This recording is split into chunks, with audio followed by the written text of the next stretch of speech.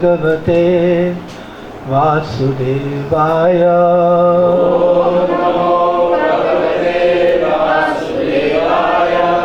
Om Namo Bhagavate Vasudevaya.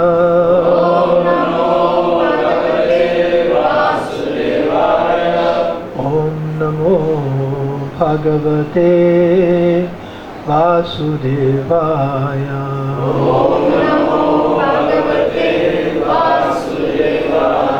Narayanam Namaskritya Naram Chaiva Narottamam Devim Saraswatim Vyasam Tato Jayamodiraye. Thank you very much.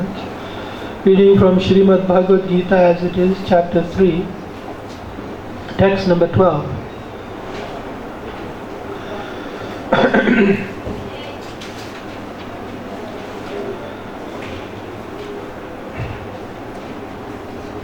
We're continuing with the topic that by yajna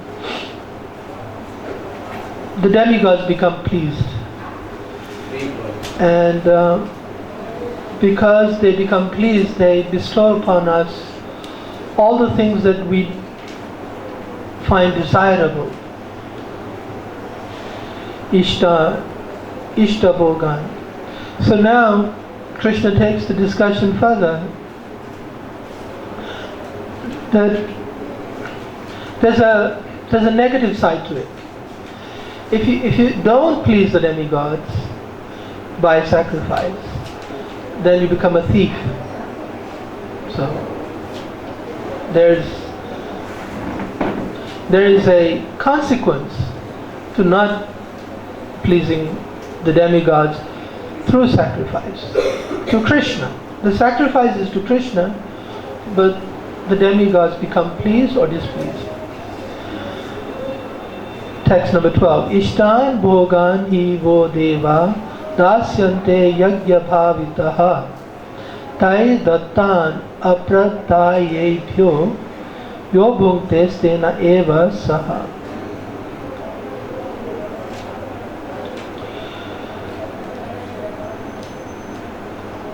So Ishtan bhogan, all the things, enjoyable objects of life that we are very much desirous of. Dasyante, the deva, they will dasyante, they will give liberally, award them. Yajna bhavita, when they are pleased by yajna, satisfied by the performance of sacrifice to Krishna. However, apradaya, if pradaya means to give, if you don't give, if you don't make this offering of these same objects that you receive from the demigods, and you bhukte, you simply enjoy them, stena eva saha, you become a stena, a thief. In charge of the various necessities of life, the demigods, being satisfied by the performance of yajna, will supply all necessities to you. But he who enjoys such gifts without offering them to the demigods in return is certainly a thief. Now, we have to note that there's a misunderstanding. People have a misunderstanding. And Arjuna also has this misunderstanding. Things do not come by our own endeavor. They don't actually come. Not our food, not our shelter. None of the things of desire, they come by our endeavor. They are bestowed upon us. This is the fundamental mistake of an atheistic view of life. The atheist is denying the overwhelming evidence of his own experience that the things he wants are provided. The air, the water, all the objects of the senses even. Every single thing. It is there very providentially. And the question should be, how was this arranged? I didn't do it. But the atheistic consciousness is to dismiss all that. Because you don't want to give credit to. So this mentality makes you a thief. Because somebody did provide it. Somebody did arrange it. You assumed possession of a facility that was created by somebody. Some person, some personality. So you do not acknowledge their credit, their hand in this arrangement. You are now a thief. So really it's not a stretch. It's actually a very sensible point. But it all hinges on this idea, is the arrangement accidental or is it arranged by somebody, some person? I go to London, I fly to London from India. I find this wonderful house called the Buckingham Palace and I assume ownership. You see, I just walk in, do what I like. Sometimes, because you're not stopped immediately, it perpetuates that idea that I can do what I like. The problem is, in this world, Krishna doesn't interfere with our thieving mentality until the end of our life. He doesn't intervene because everyone says, well, if I'm supposed to be doing wrong, I don't see no bolt of lightning shooting down, stopping me. But the bolt of lightning, I think I mentioned it in my last class last week, is there in the form of death. That's the bolt of lightning that nobody wants to die, but it comes. Okay. So I just wanted to explain that Krishna is explaining that yes, you do become a thief. You are a thief. There's no, it's not like being ungenerous. Oh, that's not fair. I mean, after all. No, you should acknowledge to whom all of these things belong and by whom they have been arranged. So, we'll discuss that a little bit more in the next verse as well. Srila Prabhupada writes, the demigods are authorized supplying agents on behalf of the Supreme Personality of Godhead. Therefore, Vishnu, therefore, they must be satisfied by the performance of prescribed yajnas. So, yes, they have to be satisfied because they're the agents of Krishna.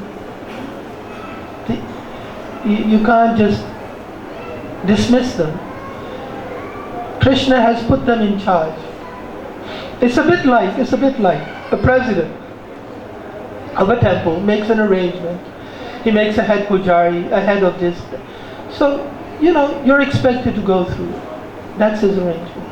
You're expected to be accountable to your head of department, like that.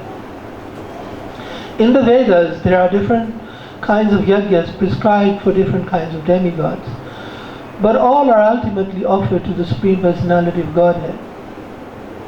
For one who cannot understand what the Personality of Godhead is, sacrifice to the demigods is recommended. So here Srila Prabhupada is indicating that actually it is possible to live a life where you don't have to actually please the demigods if you know how to please the master of the demigods, if you know.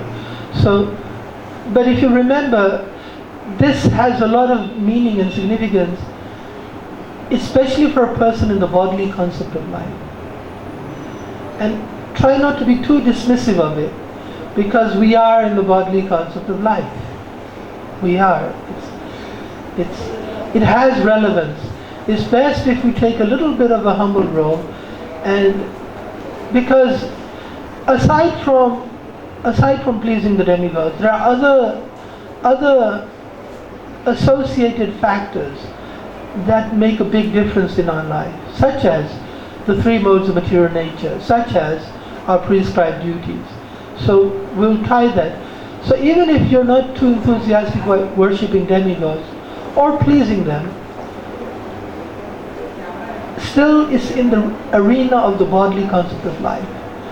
And a person, for him to come out of it, is not as easy as we'd like to think. Okay.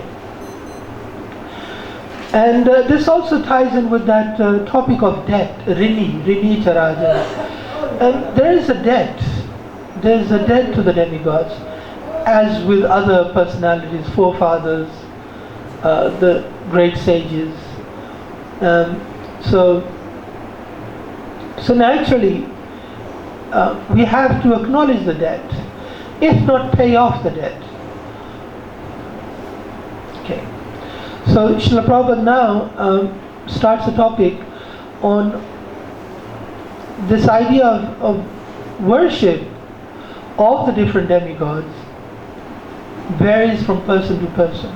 According to the different material qualities of the persons concerned, different types of yajnas are recommended in the Vedas.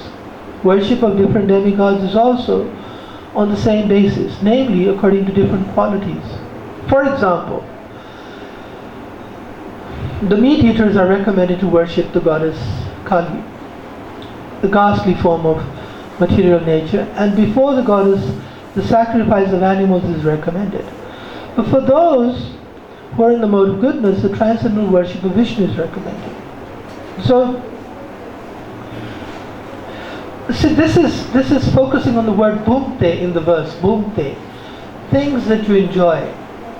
We don't enjoy everything, but the things you do enjoy, there is somebody you have to make an offering to for that area of your enjoyment. If you're in the mode of ignorance and are habituated to eating meat, the person that's involved in that area is Goddess Kali. However, if you're in the mode of goodness, you have nothing to do with meat, you have nothing to do with, therefore, Goddess Kali. Your sphere of work is relevant to Lord Vishnu. So therefore, appropriate worship according to one's activities, which are based according to one's mode of nature. But ultimately, all yajnas are meant for gradual promotion to the transcendental position. So here's the point. Rather than dismissing this idea of making a sacrifice, we should embrace it, because aside from pleasing the demigod or whoever, there's a process going on behind the scenes, which is your purification. To the point, you will have no desire for enjoyment. That's the way these yajnas are constructed. You will do it, you will make an offering, you will eat it, just like prasad. Just like prasad. Prasad is a sacrifice. You offer your food to Krishna. But Srila Prabhupada writes in the Nectar of Instruction that if this is done properly, your desire to enjoy food diminishes. If you adopt the process of prasad properly, if it's done properly, the effect is your desire, your lust to enjoy the food diminishes. So that's the purpose, the motive behind this process of yajna.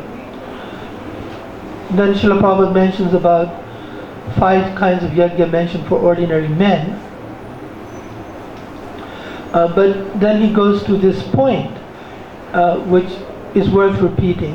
One should know, however, that all the necessities of life that the human society requires are supplied by the demigod agents of the Lord. Meaning, no one can manufacture anything. And then Prabhupada goes on to explaining what it means no one can manufacture anything. And it's very nice, it's worth repeating it all. Take, for example, all the eatables of human society. These eatables include grains, fruits, vegetables, milk, sugar, etc. for the purposes of the mode of goodness. And also eatables for the non-vegetarians, like meats, none of which can be manufactured by men. So that's number one. Then he goes to number two. Then again, take for example, heat, light, water, air, etc., which are also necessities of life. None of these can be manufactured by human society also. Then he says, to finish it, without the Supreme Lord, there can be no profuse sunlight, moonlight, rainfall, breeze, etc., without which no one can live. So it's a very cogent argument. It doesn't have any flaws, loopholes. It's perfect. So we're being educated. My dear sir, don't come into Buckingham Palace and assume ownership. Don't come to this body and all the things that you see in your body as your own. It is a mistake. You should consciously try to educate yourself that all these things are not mine. Yes, the false ego says, aham mameti, mama iti. This is me, and everything I touch is mine. But we have to correct that mistaken concept. Obviously, our life is dependent on the supplies from the Lord. So that's Prabhupada's conclusion. He's given all this argument about the eatables, about the sunshine, moonlight. Therefore, obviously, our life is dependent on supplies from the Lord. Now he wraps it up with things that we think humans have made. Even manufacturing enterprises require raw materials like metal, sulfur, mercury, manganese, and so many essentials. All of these are also supplied by the agents of the Lord. I did not create them. I have to go and find them. That means they were made available somewhere by somebody. And it wasn't you. It wasn't us. So now, Prabhupada takes the discussion to that phrase, Shreya Param, which was mentioned in the previous verse. But everything is supplied, all is supplied, with the purpose that we should make proper use of them to keep ourselves fit and healthy for the purpose of self-realization.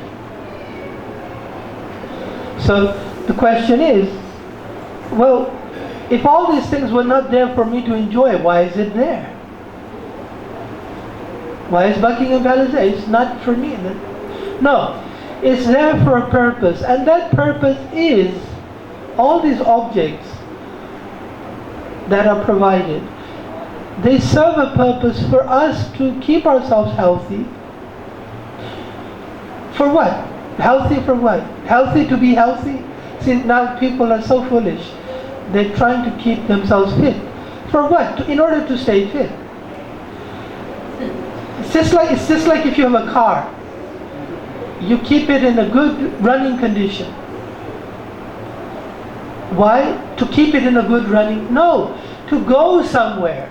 A car, so you're fit in order to become self-realized. Because when you're not fit, self-realization is very difficult work. And where did I lose it? Leading to the ultimate goal of life, namely liberation from material struggle for existence. So this self-realization leads to liberation. So this aim of life is attained by performance of yajna. See, it's Srila Prabhupada, he makes sure that we're not lost. He ties all the loose ends, ties them, brings it together, just so we can understand. So, therefore, Krishna is saying this topic of yajna, not to waste time. He wants to teach us something very significant. And it's very significant to us. It's significant even if you are selfish. It's significant to you. Not because it benefits somebody else. No, you benefit or you lose. If you work against this understanding. So Srila Prabhupada elaborates on that. If we forget the purpose of human life and simply take supplies from the agents of the Lord for sense gratification and become more and more entangled in material existence, which is not the purpose of creation, certainly we become thieves. And therefore, we are punished by the laws of material nature. So here's where people are getting into difficulty. They say, why am I suffering? You're a thief. You're suffering. But he thinks he wasn't a thief. But thinking you're not a thief doesn't make it so. You have to understand. I walk into Buckingham Palace, I start to push things around or putting in my pocket. And then you say, why am I being punished? You were a thief. People usually begin their complaint against the suffering that they're going through, thinking I was innocent. But you're conveniently overlooking the part where you transgressed the laws. And our transgression is based on this idea that there is no God. So then, when I come to a place, I find all these minerals, I find the cows, I exploit the minerals, I kill the cows. And I think I'm not answerable to anybody. But there is God. Buckingham Palace is not for you to just walk in, waltz and dance and do whatever. No. So we have come to this world. It has an owner. It has a Lord and Master. And we are not that Lord and Master. We're welcome to take advantage of the facility and give thanks. That's all. Yajna comes to just, it's as simple as, it's not like you're forbidden from eating. Bhukte. You can enjoy. But you have to give thanks. You have to make an offering.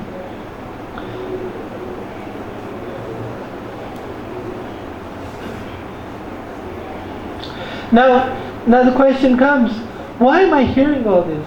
Because we have this determined desire to try to enjoy where we can, when we can. However, if you're free from the desire to enjoy, none of this applies. Yajna will apply for a different reason, but not this particular part. So you have to ask yourself, if you are completely free from the desire to enjoy, you can skip this part. If you're not, please pay careful attention. So now Prabhupada takes a discussion that not only not making an offering to the demigods makes you a thief, to have no aim in life makes you a thief as well. This is very interesting. Okay? And specifically he's referring to having no spiritual aim in life. A society of thieves can never be happy because they have no aim in life.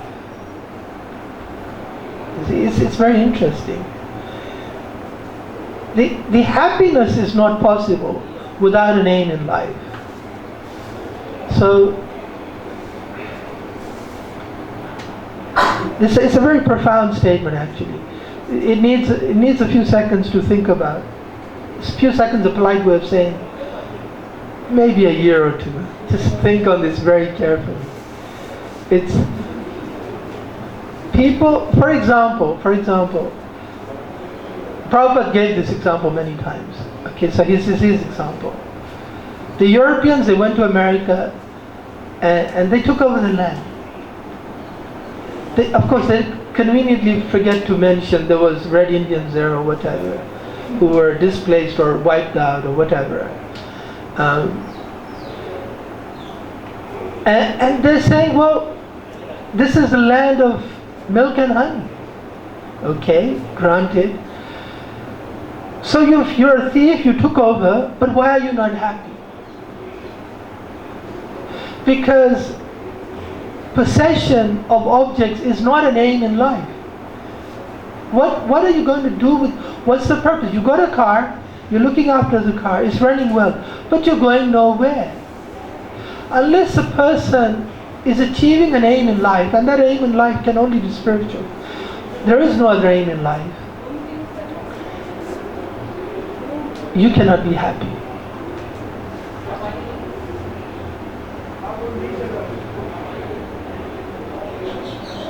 The gross materialist thieves have no ultimate goal of life. They're simply directed to sense gratification. Nor do they have knowledge of how to perform yajnas. Lord Chaitanya, however, inaugurated the easiest performance of yajna, namely the Sankirtan yajna, which can be performed by anyone in the world who accepts the principles of Krishna consciousness. So Prabhupada is wrapping up this discussion by saying that knowingly or unknowingly, everyone needs the benefit of a sacrifice. Lord Chaitanya is so kind that even if you don't understand Bhagavad Gita chapter 3, he is giving the benefit. And in this sacrifice, you don't have to be qualified. You don't have to have, if you remember in the last class discussion, in every yajna there is a pre-qualification in order to perform it. In the yajna of Lord Chaitanya, there is no pre-qualification. If you just participate, even if you don't chant, if you just hear, you have got the benefit of the yajna. So this is all that a living entity has to do. And if he does that, with or without the material objects of life, he'll be happy. This has been one of the confusing things for many people, is why are the Hare Krishna people happy? So because they can't believe it, they think, well, they must be taking drugs. They say, no, we don't take intoxication. But they must, because nobody smiles like this. You have to be either mad or on drugs. So they can't conceive. But devotees are actually happy because of the result of doing yajna, sacrifice. One of the automatic side benefits is you become relieved of all distress. And that makes you very happy. Text 13. Here, Krishna, so text 12, Krishna spoke of a thief, stena eva hi saha. Now, he compares that to a person who does yajna. So, one who doesn't do yajna, one who does yajna. That means the life of a devotee who becomes free from sin. Yajna shisht ashina santa muchyante sarva kilbishai bhunjate te tva agham papa ye pachanti atma karanat. So we're talking about yajna shishta. Shishta means what is left over after performing yajna. Shishta, the root word is shesh. You know, shesh means the remainder. What's left over. It's also used in long division. If you divide a number and what's left over, is in English it's called remainder, and in Hindi it's called shesh, what's left. So yajna shishta, the leftover from yajna. Ashina, those who eat the leftover from yajna, of a sacrifice. These are the Santa, the saints, the devotees.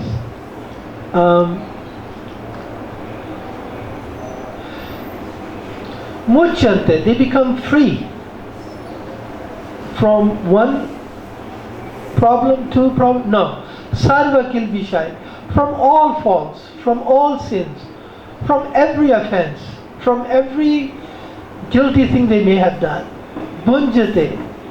And so when they eat the remnants of food offered in sacrifice, they become sarva kilbishai, muchyante sarva kilbishai. Even from agam papa, even from the most sinful, from the most horrible, bad, evil, sinful activity. And on the other hand, Krishna again goes back to the person who doesn't do yajna, who doesn't eat remnants of sacrifice. Atma karana, he does things only for himself. There's, you know that famous saying, I'm looking out for number one. Anyways, I don't want to educate you in horrible language, but it's very much used in the West, which means selfish. I'm going to act only for me now. I've done too much for others. It's time for me. But that person, he becomes agam papa. He becomes the most sinful person just by eating food for one's own self. Okay. Actually, there's an interesting Sanskrit. It was interesting for me. So Shishta has two roots. One is Shesh, what remains, but it also has an alternative meaning. It also has, if you use the root Shas, now if you remember Prabhupada's lectures, that means Shishya, discipline. When you are ordered, when you're cultured, when you follow guidelines. So Yajna Shishta means a person who conducts himself within the parameters of a life of sacrifice. It's very nice. It's actually very beautiful. Both very deep meanings. One is eating the remnants of food left over from sacrifice. Another is to conduct yourself within the norms of a sacrifice, a life of sacrifice, a life of a devotee. He also, sarva kilbishe, muchyante sarva kilbishe, he's free from all sinful activities and offenses.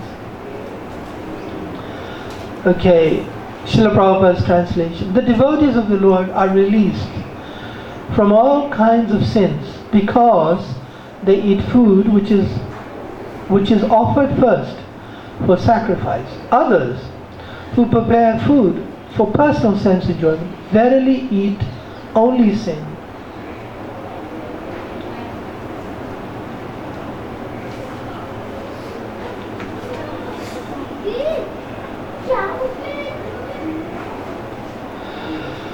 Srila Prabhupada writes, and he's explaining one of his favorite, he's given a number of classes just on this word, Santa.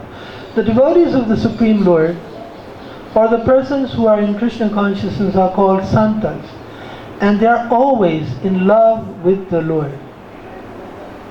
So, somebody may say, well, hang on, I didn't know Santa means always in love with the Lord.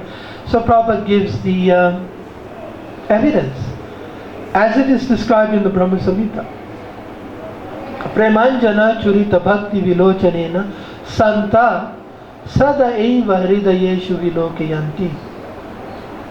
In other words, Brahma Samhita is defining the word Santa by saying sada eva hridayeshu vilokayanti, that prema, within their hearts, Prabhupada writes, the Santas being always in a conflict of love with the Supreme Personality of Godhead, Govinda, the giver of all pleasures, or Mukunda, the giver of liberation, or Krishna, the all-attractive person, cannot accept anything without first offering it to the Supreme Person.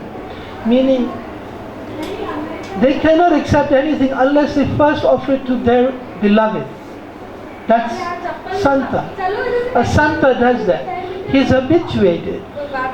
If you replace the word Santa with the word lover of Krishna, you understand why he's always going to offer it, because he loves Krishna. To the point he doesn't want to enjoy something his beloved has not enjoyed first.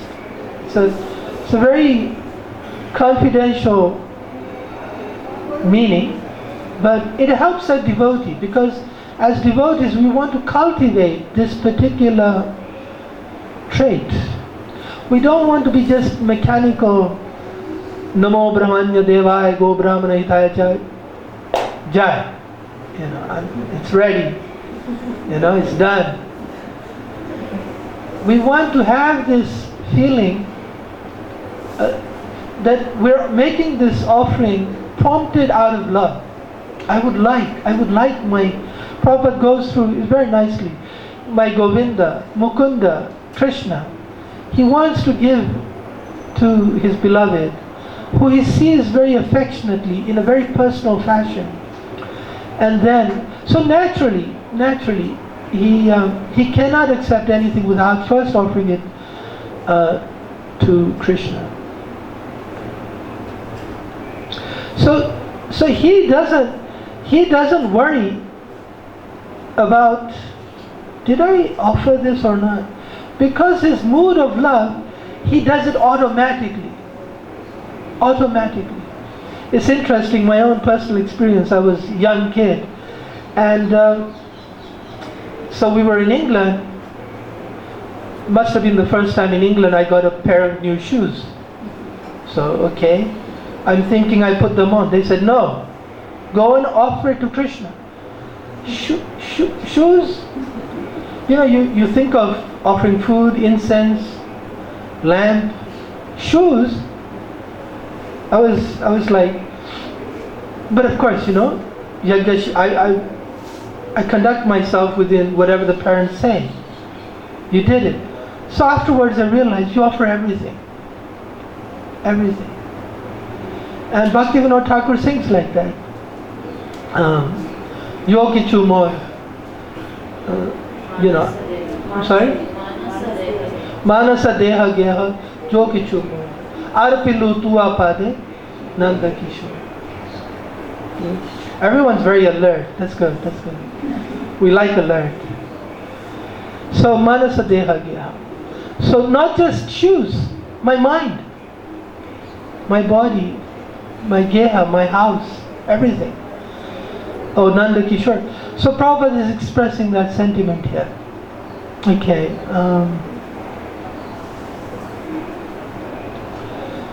So naturally, food is included.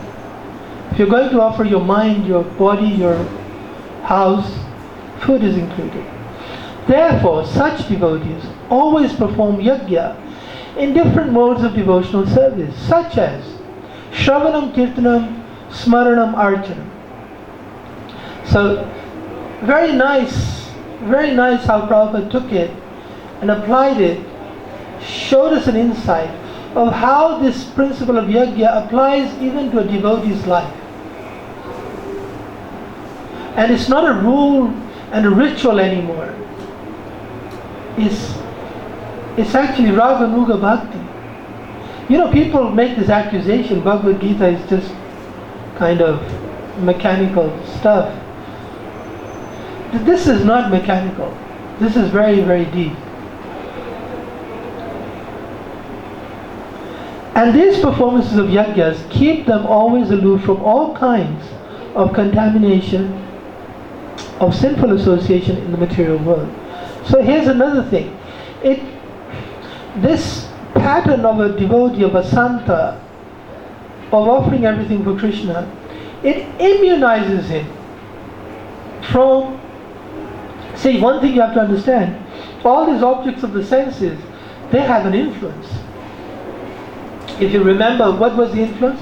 Dhyayato, Vishyan, Sangas, Sangat, Sanjayate, Kama, and then all the way down to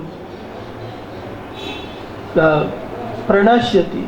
Buddhi nasho pranasya. So this immunizes.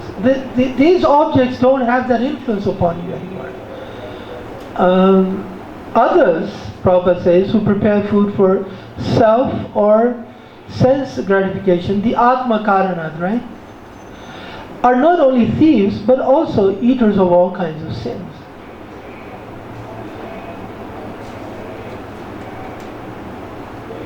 So how can a person be happy if he is both a thief and sinful?